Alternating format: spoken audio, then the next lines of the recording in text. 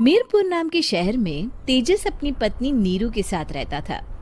पति पत्नी दोनों ही नौकरी करते थे।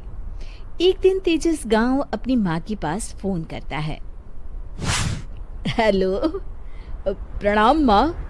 जीते रहो माँ, तुम दादी बनने वाली हो हैं? अरे वाह, ठीक है बेटा, मैं कल ही आती हूँ। जब माँ जी शहर पहुंची तो बेटे बहू ने बहुत अच्छे से स्वागत किया। लीजिए माँ जी, चाय। अरे गर्मा गर्म पकोड़े ले आओ माँ के लिए। नीरू रसोई में गई और 2 मिनट में ही पकोड़े ले आई। जी ये लीजिए।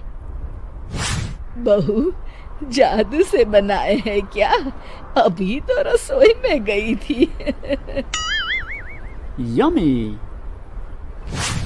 माँ जी, शीला रसोई में पकोड़े तल रही है, मैं बस लेकर आई। हे भगवान, मेरा धर्म भ्रष्ट कर दिया तूने। अब तो गंगा जल से शुद्धिकरण करना होगा। दूसरे दिन, माँ जी मैंने नाश्ता बना दिया है, ऑफिस जा रही हूँ। पर अभी तो घर का सारा काम पड़ा है। शीला आती ही होगी, झाड़ू पोछा बर्तन कपड़े वो सब कर लेगी। हमारे जमाने में घर का सारा काम हम ही करते थे। जी माँ जी, आप बहुत होशियार हैं, मैं घर ऑफिस दोनों नहीं संभाल पाती। तो जरूरत क्या है घर से बाहर जाकर चाकरी करने की? वैसे भी घर का काम खुद करने से घर में बरकत आती है, समझी? पर माँ जी। पर वर कुछ नहीं, इस महीने की पगार मिले फिर ऑफिस बंद। हाँ। रात को नीरू तेजस से कहती है, सुनिए जी, माँ जी बोल रही थी कि मैं नौकरी छोड़ दूं। वैसे ठीक ही तो है, अभी तुम्हें आराम की जरूरत है। फिर भी आराम कहाँ, शीला को छुड़ाने के लिए बोल रही थी। तो अब 24 घंटे में इतना काम तो कर ही सकती हो। पर जॉब पसंद है मुझे, घर पर मन नहीं लगेगा। अगले दिन जब दोनों ऑफिस के लिए निकल रहे थे, मेरी तो कोई कीमत ही नहीं है इस घर में। माँ जी, आजकल महंगाई बहुत है, रहन सहन भी बदल गया है, दोनों नौकरी करते हैं तभी ठीक रहता है। अच्छा, तू कहना क्या चाहती है? मेरा बेटा तुझे बिठा के खिला नहीं सकता? तू ही इस घर का खर्च चला रही है, हैं? नहीं माँ जी, मेरा वो मतलब नहीं था। मतलब खूब समझती हूँ, ये बाल धूप में सफेद नहीं किए मैंने। हाँ। अब तो ये रोज का काम हो गया था। तेजस भी रोज की झिकझिक से परेशान हो गया था।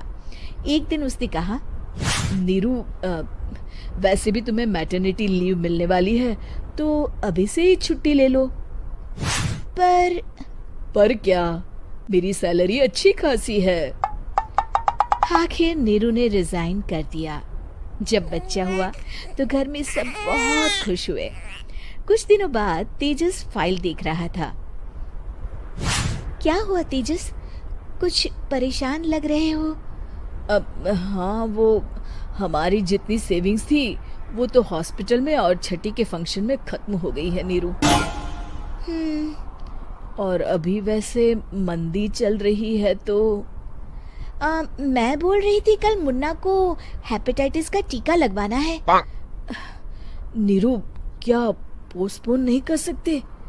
नहीं जी, बिल्कुल नहीं। अब तेजस को समझ में आ रहा था कि उससे गलती हुई है। पैसों की कमी का असर घर के माहौल पर भी पड़ रहा था। अगले दिन, बेटा मेरा चश्मा और ये दवाइयाँ ले आना, पर्चा देते हुए माँ जी ने कहा। जी।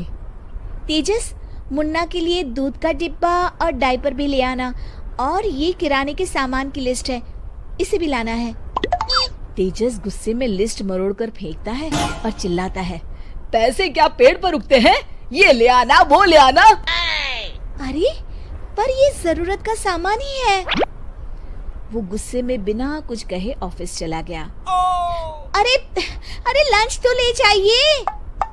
नीरू दौड़कर डिब्बा पकड़ाती है एक दिन खाना खाने के बाद, नीरू,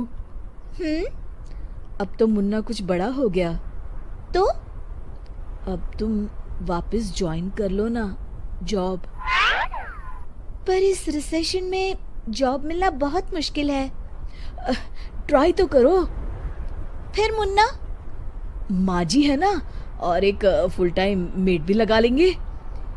पर माँ जी, उन्हें तो पसंद नहीं।